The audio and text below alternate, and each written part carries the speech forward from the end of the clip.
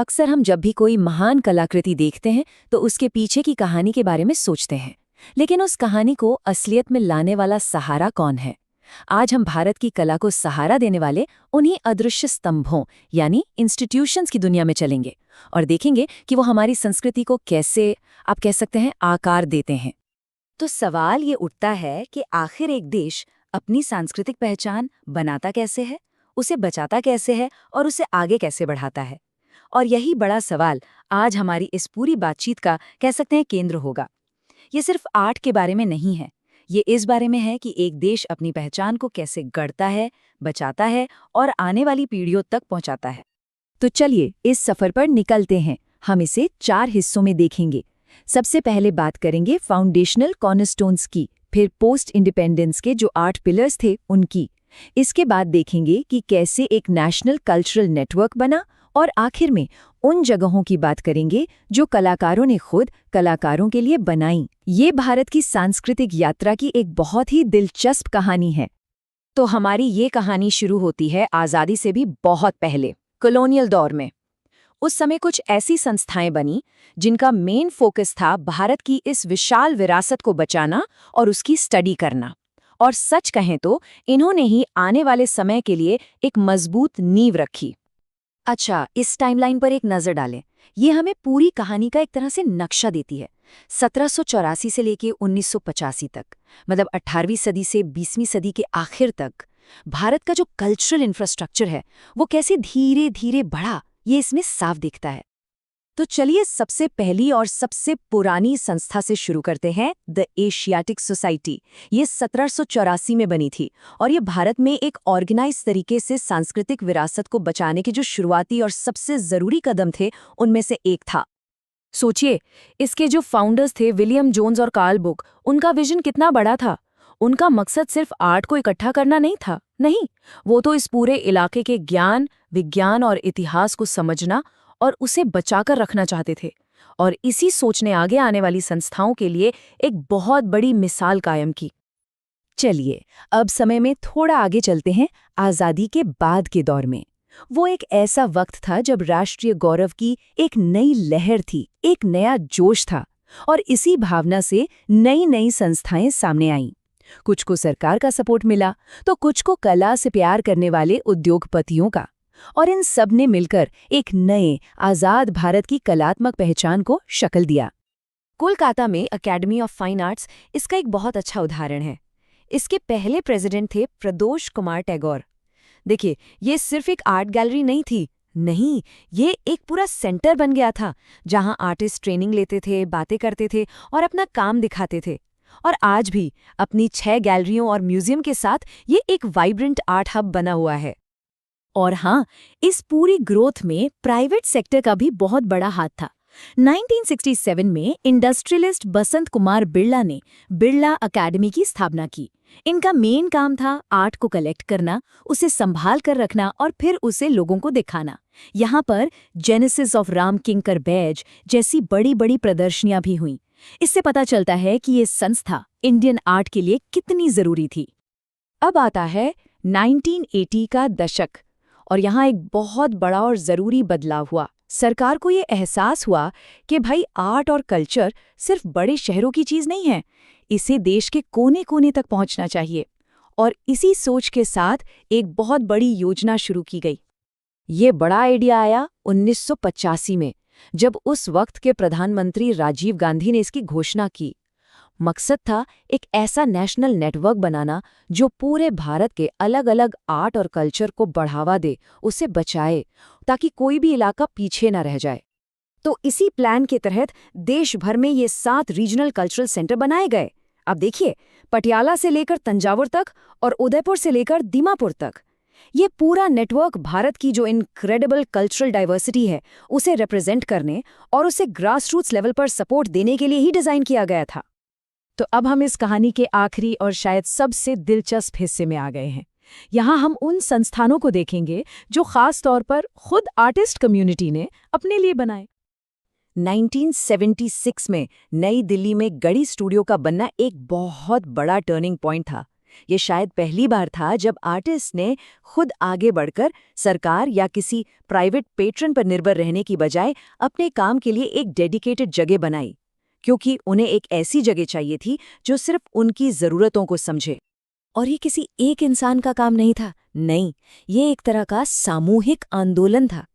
गढ़ी studio को बनाने के लिए शंखो चौधरी, बलबीर सिंह कट, जी.आर. संतोष, रामचंद्रन, के.एस. कुलकर्णी और जतिन दास जैसे उस दौर के कई बड़े बड़े कलाकार एक साथ आए। शंखो चौधरी इसके पहले डायरेक्टर बने और देखते ही देखते ये स्टूडियो आर्टिस्ट के लिए काम करने, कोलैबोरेट करने और एक दूसरे से सीखने का एक बहुत ज़रूरी अड्डा बन गया। आज यहाँ 20 वर्कशॉप्स चलती हैं और ये विवान सुंदरम और मंजीत बावा जैसे दिग्गजों की कर्मभूमि रहा है। ये अपने आप में इसकी विरासत का सबसे बड़ा सबूत है। कलाकारों पर फोकस करने का ये जो ट्रेंड था, ये 90s में भी चलता रहा और इसका एक और उदाहरण है मुंबई में बना मोहिनी पारेख सेंटर। ये सेंटर 1990 में बना और इसे national centre for the performing arts ने स्थापित किया। इससे पता चलता है कि भारत का आर्ट सीन कितना मैच्योर हो रहा था। मतलब जो बड़े और पहले से स्थापित केंद्र थे, वो अब नए और ज़्यादा स्पेशलाइज्ड सेंटर्स को जन्म दे रहे थे, जो विजुअल आर्ट्स जैसे खास एरिया पर फोकस कर रहे थे। तो यहाँ हम सपोर्ट के दो अलग अलग मॉडल देख सकते हैं। एक तरफ है 1986 का इंटरनेशनल आर्ट प्रमोशन सेंटर, जो आर्टिस्ट्स और आर्ट लवर्स का चलाया हुआ एक ग्रास रूट्स ऑर्गेनाइजेशन है, और दूसरी तरफ है 1979 का centre for cultural resources and training, जो एक सरकारी संस्था है जिसके देश भर में रीजनल ऑफिस हैं। ये दिखाता है कि इस फील्ड में सपोर्ट के कितने अलग अलग तरीके मौजूद हैं। तो आखिर में बात इसी पर आती है, कॉलोनियल दौर के संरक्षण समाजों से लेकर आर्टिस्ट्स की चलाई हुई वर्कशॉप्स तक, इन सभी संस्थानों की कहानी असल में एक देश की अपनी संस्कृति को पहचानने, उसे बनाने और उसका जश्न मनाने की ही कहानी है। तो ये सब हमें एक आखिरी और बहुत अहम सवाल पर लाकर छोड़ देता है। जैसे जैसे टेक्नोलॉजी और समाज बदल रहे हैं, इन कल्चरल इंस्टीट्यूशंस की अगली पीढ़ी कैसी दिखेगी? भविष्य में ये कलाकारों और संस्कृति को कैसे सपोर्ट करेंगे ताकि हमारी ये विरासत आने वाली पीढ़ियों के लिए भी जिंदा रहे? ये एक सोचने वाली बात है ना? नमस्कार। आज ना हम एक बहुत ही अनोखी यात्रा पर निकल रहे हैं, भारत की कला विरासत को समझने की, और हमारा गाइड ये कुछ हाथ से लिखे हुए नोट्स हैं।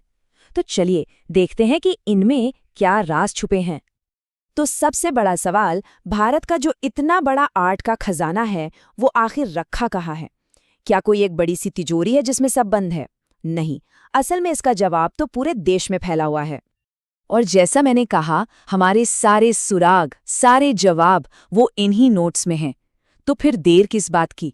आइए इन्हें एक एक करके पढ़ते हैं और भारत का एक आर्ट मैप तैयार करते हैं। तो इस मैप पर हमारा पहला पड़ाव है दिल्ली, जो सिर्फ देश की राजधानी ही नहीं बल्कि कला के दो बहुत बड़े, बहुत मजबूत स्तंभों का घर भी है। हाँ, तो हम अपनी खोज शुरू कर रहे हैं देश की राजधानी से। देखिए, दिल्ली को अक्सर लोग पॉलिटिक्स का सेंटर समझते हैं, लेकिन ये भारतीय कला की दुनिया के दो सबसे बड़े दिग्गजों का घर भी है। यहीं पर हमारी कला की विरासत को संभाल कर रखने वाले दो बहुत बड़े संस्थान हैं। अच्छा, अब इन दोनों में ना एक बहुत ही मजेदार फर्क है। एक तरफ है नेशनल म्यूजियम, जो 1949 में बना। ये समझ लीजिए कि ये एक टाइम मशीन है जो हमें भारत के हजारों साल पुराने इतिहास में ले जाती है। और दूसरी तरफ है एनजीएमए, यानी national gallery of modern art, जो 1954 में बनी। इसका फोकस है मॉडर्न आर्ट पर, मतलब 1850 के बाद की कला। और एक बहुत ही खास बात, इन नोट्स के हिसाब से एनजीएमए पूरी तरह से भारत सरकार के अधीन काम करती है। जरा इस नंबर पे गौर कीजिए, 2 लाख। जी हाँ, 2 लाख से भी ज्यादा आर्टवर्क्स और आर्टिफैक्ट्स अकेले नेशनल म्यूजियम में रखे हैं। मतलब आप अंदाजा लगा सकते हैं कि कलेक्शन कितना बड़ा होगा। अब एनजीएमए की भी अपनी एक कहानी है। इसकी शुरुआत हुई 29 मार्च 1954 को जयपुर हाउस में। उस वक्त इसके पहले चेयरमैन बने डॉक्टर हर्मन गोएत्स। और ये जो खूबसूरत बिल्डिंग है ना, इसे मशहूर आर्किटेक्ट लुटियंस ने डिजाइन किया था। फिर 1956 में मुकुल चंद्र डे को नया चेयरमैन बनाया गया। तो मतलब इसकी नींव ही बहुत मजबूत रखी गई थी। चलिए अब दिल्ली से निकलते हैं और अपनी यात्रा को आगे बढ़ाते हैं सपनों के शहर मुंबई की तरफ। देखते हैं कि वहाँ कला की धड़कन कैसी है। और देखिए, जब भी मुंबई में आर्ट की बात होती है ना, तो जहांगीर आर्ट गैलरी का जिक्र आए बिना वो बात अधूरी है। ये गैलरी मुंबई के मशहूर काला घोड़ा आर्ट डिस्ट्रिक्ट की कह सकते हैं जान है, उसकी पहचान है। इस गैलरी के बनने की कहानी भी बड़ी दिलचस्प है। इसमें आर्ट और साइंस का एक गजब का संगम देखने को मिलता है। हुआ ये कि पेंटर के हेबर और हमारे महान वैज्ञानिक डॉक्टर होमी जे भाभा, इन दोनों ने मिलकर इसका आइडिया रखा और फिर 1952 में सर कोवासजी जहांगीर ने पैसे लगाकर इस सपने को हकीकत में बदल दिया। और इन नोट्स में इस गैलरी को लेकर एक लाइन लिखी है जो इसकी अहमियत बताती है। लिखा है, कलाकारों के लिए सबसे प्रतिष्ठित स्थान, ये अपने आप में बहुत बड़ी बात है। और ये सिर्फ पुरानी बात नहीं है, आज भी यहाँ रौनक कम नहीं हुई है। हर साल लगभग 300 शोज होते हैं यहाँ, और जो मशहूर काला घोड़ा आर्ट्स फेस्टिवल है वो भी यहीं होता है। मतलब ये एक ऐसा हब है जहाँ हमेशा कुछ ना कुछ चलता रहता है। अच्छा, तो हमने दिल्ली और मुंबई की बात तो कर ली, लेकिन कहानी यहीं खत्म नहीं होती। ये तो बस शुरुआत थी। अब जरा एक नज़र डालते हैं उस पूरे नेटवर्क पर जो पूरे देश में फैला है। क्योंकि भारत की कला सिर्फ इन 2 बड़े शहरों की गलियों तक ही सीमित नहीं है, इसका नेटवर्क पूरे देश में फैला है। और सिर्फ देश में ही नहीं, बल्कि पूरी दुनिया में। तो चलिए एक तेज दौरा करते हैं। पूर्व में देखें तो कोलकाता में Nandalal Bose art gallery, Jamini Roy art gallery, Ram Kinkar Baij sculpture court, Indian museum और बिरला एकेडमी जैसे कई बड़े नाम हैं। अब थोड़ा पश्चिम की तरफ चलें तो जयपुर में Suprat art gallery, Sudarshan art gallery और जवाहर कला केंद्र हैं। और अहमदाबाद में Marvel art gallery, Archer art gallery और वो कमाल की जगह हुसैन दोशी गुफा। और ये लिस्ट चलती ही जाती है। वाराणसी में भारत कला भवन, चेन्नई में अप्पा राव आर्ट गैलरी, बेंगलोर में वेंकटप्पा आर्ट गैलरी, गोवा में कैराकर आर्ट कॉम्प्लेक्स, भोपाल में भारत भवन। हर शहर की अपनी एक पहचान है, अपनी एक कलात्मक विरासत है। और अब एक ऐसी बात जो शायद कई लोगों को चौंका दे। इन नोट्स के मुताबिक भारतीय कला का असर सिर्फ भारत तक नहीं है। लंदन में 4, टोक्यो में 1, मॉस्को में 1, ओस्लो में 1, दुनिया भर में भारतीय कला को समर्पित संस्थान है। ये दिखाता है कि हमारी आर्ट की पहुंच ग्लोबल है। तो ठीक है, हमने ये पूरा मैप देख लिया, दिल्ली, मुंबई, कोलकाता से लेकर लंदन और टोक्यो तक। पर अब सवाल ये उठता है कि इन सब का मतलब क्या है? ये जानना इतना जरूरी क्यों है? इन नोट्स को समझने के बाद कुछ खास बातें एकदम साफ हो जाती हैं। पहली बात, भारत का आर्ट का खजाना बहुत बहुत बड़ा है। दूसरी, इसे संभालने का काम सिर्फ सरकार नहीं कर रही, बल्कि प्राइवेट गैलरीज और कम्युनिटी सेंटर्स भी कर रहे हैं। तीसरी बात यह कि कला किसी एक शहर में कैद नहीं है, ये देश के कोने कोने में जिंदा है। और आखिरी और सबसे जरूरी बात, भारतीय कला को पूरी दुनिया में सम्मान और पहचान मिली है। तो इस पूरी यात्रा के बाद एक सवाल तो बनता है कि हमारी अगली आर्ट जर्नी कहाँ की होगी? इस कला के इतने बड़े समंदर में हम अगला गोता कहाँ लगाएंगे? क्या पता सबसे बड़ा खजाना हमारे अपने ही शहर में हमारा इंतजार कर रहा हो। किसी भी देश की असली पहचान क्या होती है? सिर्फ उसकी सरहदें या कुछ और? असल में पहचान तो उसकी कला और संस्कृति से बनती है ना? तो चलिए आज बात करते हैं भारत की उन संस्थाओं की जिन्होंने आज़ादी के बाद देश की कलात्मक आत्मा को एक नई मॉडर्न शक्ल दी। तो आज़ादी के बाद देश के सामने एक बहुत बड़ा सवाल खड़ा था। सोचिए जरा, एक तरफ हजारों साल पुरानी कला की विरासत है और दूसरी तरफ एक मॉडर्न पहचान बनाने की चुनौती। इन दोनों को एक साथ कैसे साधा जाए, ये वाकई एक बड़ा चैलेंज था और इसका जवाब मिला कुछ बहुत ही जरूरी संस्थानों की स्थापना में। चलिए इसी कहानी में थोड़ा और गहराई से उतरते हैं। तो इस सफर की शुरुआत कहाँ से हुई? देश की राजधानी नई दिल्ली से। यहाँ पर एक नेशनल आर्ट्स फ्रेमवर्क, मतलब कला के लिए एक राष्ट्रीय ढांचे की नींव रखी गई और ये नींव टिकी थी 3 बहुत मजबूत पिलर्स यानी स्तंभों पर। अच्छा, तो ये 3 स्तंभ कौन से थे? देखिए, सबसे पहले संगीत और नाटक यानी परफॉर्मिंग आर्ट्स के लिए बनी संगीत नाटक अकादमी, फिर लिटरेचर के लिए साहित्य अकादमी और तीसरे नंबर पर विजुअल आर्ट्स मतलब पेंटिंग, स्कल्पचर, इन सब के लिए ललित कला अकादमी। इन्हीं तीनों ने मिलकर एक तरह से भारत की आर्ट की दिशा तय करने का काम शुरू किया। चलिए इनमें से एक को थोड़ा करीब से देखते हैं। ललित कला अकादमी 1954 में उस समय के एजुकेशन मिनिस्टर मौलाना अबुल कलाम आज़ाद ने इसका उद्घाटन किया था। और इसका मकसद बहुत सीधा और साफ था, भारतीय कलाकारों को एक नेशनल प्लेटफॉर्म देना, एक ऐसी जगह जहां उनके काम को, उनकी कला को पहचान मिले, सम्मान मिले। पर बात सिर्फ देश के अंदर तक ही सीमित नहीं थी। इन अकादमियों का काम सिर्फ अपने कलाकारों को बढ़ावा देना भर नहीं था। नहीं, एक और बड़ा मकसद था, और वो था भारतीय कला को दुनिया के मंच तक ले जाना। तो सवाल उठता है कि ये काम हुआ कैसे? देखिए, 1955 से तो हर साल नेशनल लेवल पर आर्ट एग्जिबिशंस होने लगी, लेकिन असली गेम चेंजर आया 1968 में, त्रिवार्षिकी भारत के नाम से। ये एक इंटरनेशनल आर्ट एग्जिबिशन थी जिसने पूरी दुनिया के आर्टिस्ट को भारत में एक स्टेज दिया। और बात यहीं खत्म नहीं हुई। समकालीन कला जैसी मैगजीन्स छापी गई और देश भर में रीजनल सेंटर्स खोले गए ताकि आर्ट सिर्फ बड़े शहरों तक सिमट कर न रह जाए। तो 50 के दशक में तो नींव रख दी गई, एक मजबूत फाउंडेशन बन गया। पर कहानी यहाँ रुकी नहीं, बल्कि आगे बढ़ी। अब सोच बदलने लगी थी। अब ये महसूस किया जा रहा था कि कला को सिर्फ दिल्ली तक ही क्यों सीमित रखा जाए, इससे देश के दूसरे हिस्सों में भी तो नए और मॉडर्न घर मिलने चाहिए। और इसी नई सोच का नतीजा थे दो बेहद शानदार सेंटर्स, एक तरफ भोपाल का भारत भवन और दूसरी तरफ जयपुर का जवाहर कला केंद्र। इन्हें सिर्फ बिल्डिंग समझना भूल होगी, ये कला के लिए एक बिल्कुल नए विजन का सिंबल थे। एक ऐसा विजन जहां हर तरह की आर्ट एक साथ एक ही जगह पर सांस ले सके। इन्हें नाम दिया गया मल्टी आर्ट सेंटर या बहुकला केंद्र। मतलब एक ही छत के नीचे आपको पेंटिंग भी मिलेगी, थिएटर भी, पोएट्री भी और म्यूजिक भी, सब कुछ एक साथ। इसके पीछे आइडिया बड़ा जबरदस्त था कि जब अलग अलग आर्ट फॉर्म्स एक दूसरे से टकराते हैं, मिलते हैं, तो कुछ नया, कुछ कमाल का ही बनता है। और इसी सोच को जमीन पर उतारा गया 1982 में, जब प्रधानमंत्री इंदिरा गांधी ने भोपाल में भारत भवन का उद्घाटन किया। ये हमारे कल्चरल हिस्ट्री में एक बहुत बहुत बड़ा मील का पत्थर था।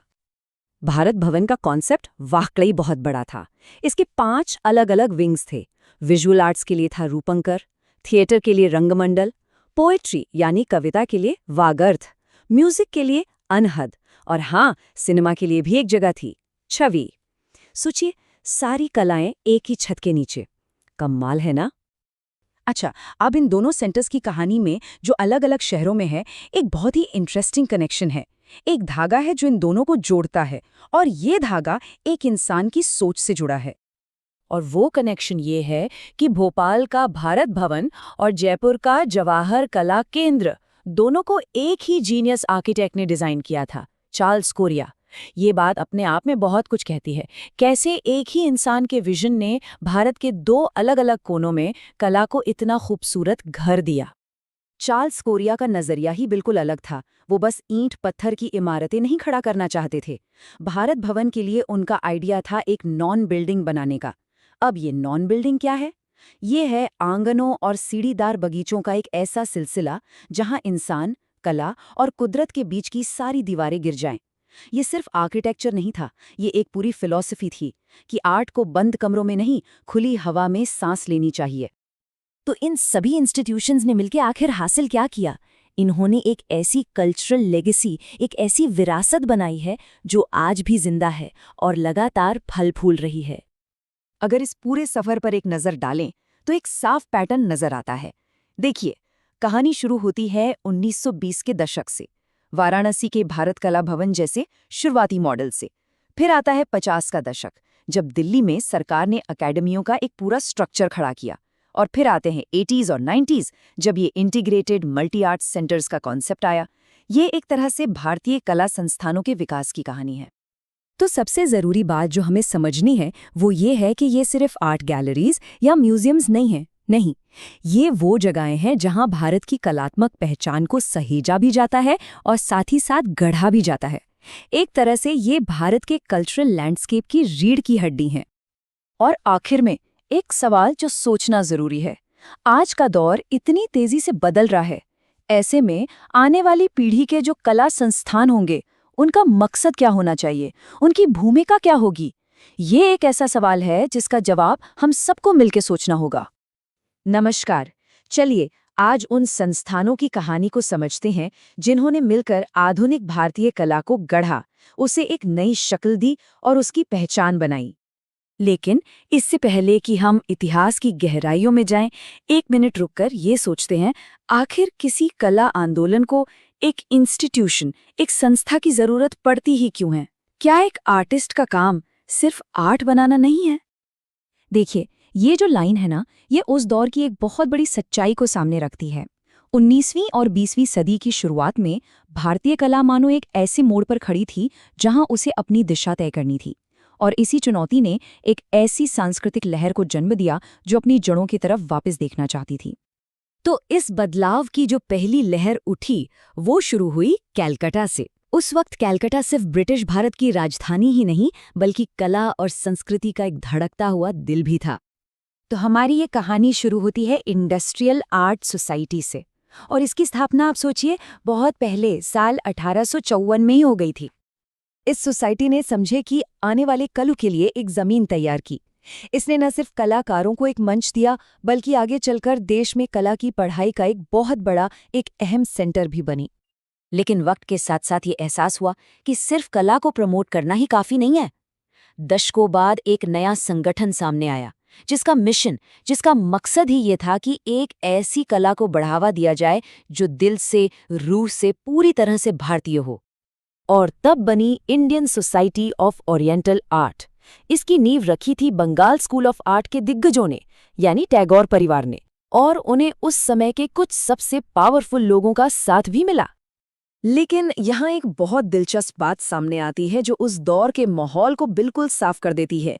इसकी शुरुआती मेंबरशिप को देखें तो 30 ब्रिटिश सदस्यों के मुकाबले सिर्फ 5 भारतीय सदस्य थे। ये उस वक्त का एक कड़वा सच था। इस असंतुलन के बावजूद इस सोसाइटी का असली मिशन भारतीय कलाकारों को सपोर्ट करना था। और तो और रूपम जैसी मैगजीन निकालकर इन्होंने कला की दुनिया में एक नई भारतीय बहस शुरू कर दी।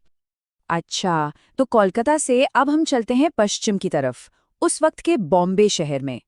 यहाँ भी कला का एक और बहुत बड़ा सेंटर तैयार हो रहा था। यहाँ 1888 में बनी बॉम्बे आर्ट सोसाइटी, और इसका लक्ष्य बिल्कुल साफ था, कलाकारों को बढ़ावा देना और आम लोगों के बीच कला की समझ पैदा करना। ये सोसाइटी बहुत जल्द अपनी बड़ी बड़ी सालाना प्रदर्शनियों के लिए और नए टैलेंट को सपोर्ट करने के अपने जज्बे के लिए पूरे देश में मशहूर हो गई। 115 सोसाइटी ने अब तक लगभग 115 सालाना प्रदर्शनियां की हैं, जो अपने आप में एक कमाल की बात है। जरा सोचिए, इन प्रदर्शनियों ने अमृता शेरगिल और के हेब्बर जैसे न जाने कितने ही बड़े कलाकारों को दुनिया के सामने आने का एक जरूरी प्लेटफॉर्म दिया। तो अगर हम इस टाइमलाइन पर एक नज़र डालें तो एक पूरी कहानी दिखती है, कैसे कलकत्ता से बॉम्बे तक पूरे भारत में एक के बाद एक इन ज़रूरी सोसाइटियों के बनने से एक नई लहर, एक आंदोलन खड़ा हो रहा था। और आखिरकार ये आंदोलन देश की राजधानी दिल्ली पहुंचा। यहाँ एक ऐसी सोसाइटी बनी जिसका नज़रिया किसी एक शहर तक सीमित नहीं था, बल्कि पूरे देश के लिए था, ऑल इंडिया था। तो दिल्ली में बनी all India fine arts and craft society, जिसे हम सब AFACS यानी AIFACS के नाम से जानते हैं। और इसके बनने के पीछे की कहानी बड़ी खास है। ये एक नेशनल प्रोजेक्ट से पैदा हुई, जिसका मकसद था लंदन में बने नए इंडिया हाउस को भारतीय कला से सजाना। इसे शुरू करने का श्रेय जाता है 3 उकील भाइयों को, और जल्द ही अपने पब्लिकेशंस और कलाश्री और कला रत्न जैसे बड़े अवार्ड्स के जरिए IFACS ने कला की दुनिया में अपनी एक बहुत मजबूत जगह बना ली। तो इन सभी शुरुआती संगठनों को जब हम एक साथ देखते हैं तो क्या तस्वीर उभरती है? इनका मिला-जुला असर क्या था? इन्होंने मिलकर आखिर क्या हासिल किया? देखिए, इन सब ने मिलकर वो पूरा बुनियादी ढांचा तैयार किया जिस पर आज भी हमारा आर्ट वर्ल्ड खड़ा है। इन्होंने सिर्फ प्रदर्शनियों के लिए प्लेटफॉर्म ही नहीं बनाए, बल्कि कला में एक नेशनल आइडेंटिटी की भावना जगाई और कलाकारों की आने वाली पीढ़ियों को लगातार सपोर्ट किया। तो अगर इस पूरी बातचीत से एक सबसे जरूरी बात याद रखनी हो तो वो ये है, इन सोसाइटियों ने अलग अलग कलाकारों की बिखरी हुई आवाज़ों को एक साथ लाकर एक बड़े ताकतवर सांस्कृतिक आंदोलन में बदल दिया। ये इतिहास जानने के बाद एक आखिरी सवाल मन में आता है। इस इतिहास की रोशनी में अगर हम आज की दुनिया को देखें तो ऐसे कला संस्थानों की क्या भूमिका है और क्या होनी चाहिए?